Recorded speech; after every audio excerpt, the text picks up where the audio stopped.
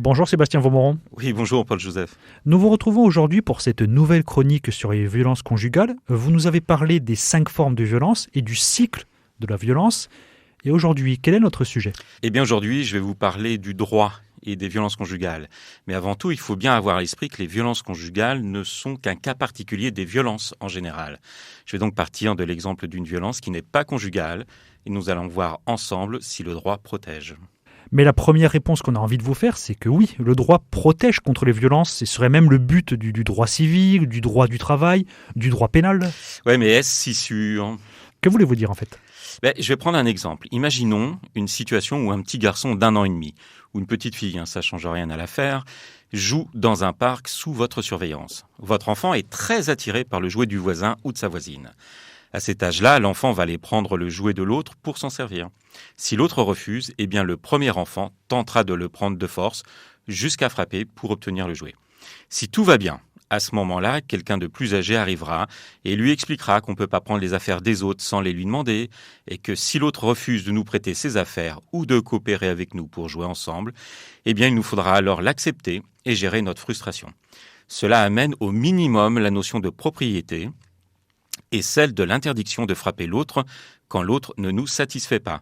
C'est donc faire passer le petit humain du stade de mammifère, où la loi du plus fort règne, au stade d'humain, où c'est la loi sociale et politique qui nous autorise ou interdise une partie de nos actions, même si cela s'oppose à notre désir.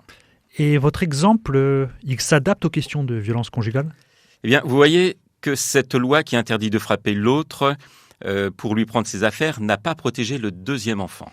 Peut-être que ça ne l'a pas protégé parce qu'il ne la connaissait pas ou il ne l'avait pas encore intégrée, c'est un enfant. Oui, je vous suis. Prenons l'exemple à l'âge adulte alors. Si vous avez une voiture et qu'un passant décide de vous la voler car il lui plaît beaucoup et que vous vous interposiez pour conserver votre voiture mais vous ne l'intimidez pas du tout, eh bien la loi et le code pénal ne vous protégeront pas. Vous vous ferez agresser et voler la voiture. Si vous déposez plainte, si l'auteur des faits est identifié et arrêté, l'auteur des faits sera alors soumis à une peine, ce qui ne vous aura toujours pas protégé de l'agression que vous avez subie, puisque vous l'avez déjà subie.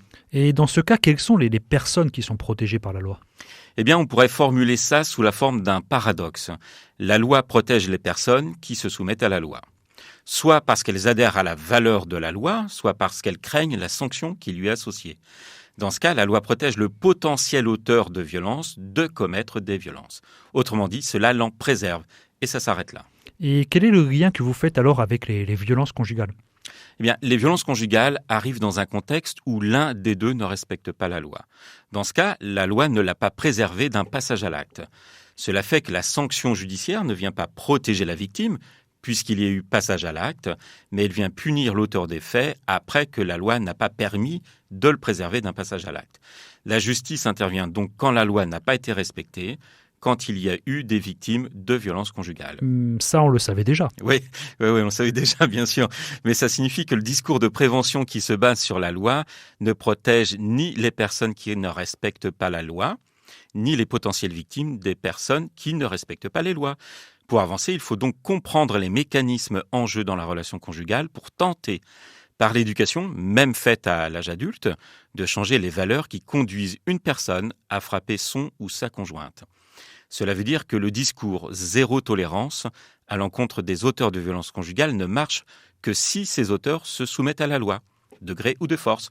Or, justement, ils ne se soumettent pas à la loi et c'est pour ça qu'il y a eu passage à l'acte et qu'il y a souvent récidive. C'est contre-intuitif car il faut s'intéresser aux valeurs des auteurs de violences conjugales pour comprendre de l'intérieur les mécanismes qui les y autorisent afin de pouvoir modifier le système de valeurs qui légitime à leurs yeux la violence.